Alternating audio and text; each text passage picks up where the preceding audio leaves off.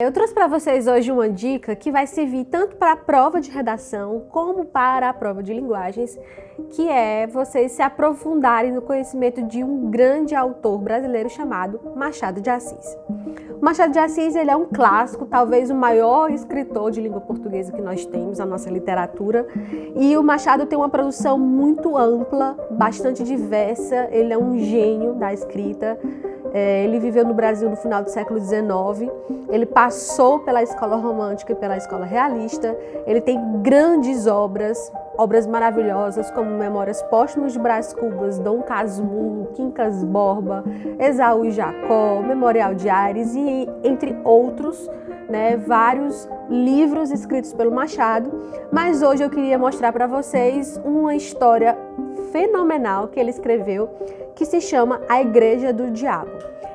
Esse texto é um conto e ele conta a história, como se fosse uma lenda do dia em que o diabo foi confrontar Deus sobre a ação perversa dos seres humanos. Ele disse assim: olha Deus, eu vou dizer com as minhas palavras, mas depois vocês procurem esse conto e leiam, porque ele é maravilhoso, certo? Então ele diz: olha Deus, eu estou observando os seres humanos e eu vejo que eles fazem as escondidas, eles roubam, eles fraudam, eles cometem maldades, eles adulteram. Então, por que não criar então uma igreja para esse tipo de ser humano que está inclinado para o mal? Já que eles estão fazendo a maldade às escondidas, então eu tenho a ideia de fazer isso às claras.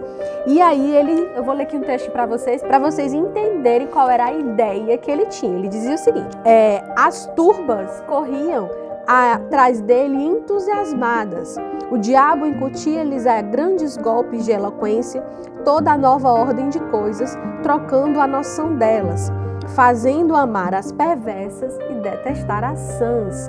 E ele ainda continua dizendo assim, para arrematar a obra, entendeu o diabo que lhe cumpria cortar por toda a solidariedade humana. Com efeito, o amor do próximo era um obstáculo grave à nova instituição. Então ele institui essa igreja onde toda a maldade é permitida, pode ser feita às claras, ou seja, não era pecado cometer pecados graves, de acordo com a Igreja de Deus, até que ele começa a observar que os homens estão começando a fazer às escondidas as coisas ao contrário, ou seja, os homens começaram a ser solidários, começaram a fazer caridade, começaram a procurar a confissão na Igreja de Deus, se benziam às escondidas, tudo o contrário do que era pregado pela igreja do diabo. Então ele ficou assustado, até atônito, e aí o Machado fecha o conto de uma forma magistral, dizendo o seguinte: o diabo vai confrontar Deus, e aí ele chega, não se deteve um instante. O pasmo não lhe deu tempo de refletir, comparar e concluir do espetáculo presente alguma coisa análoga ao passado.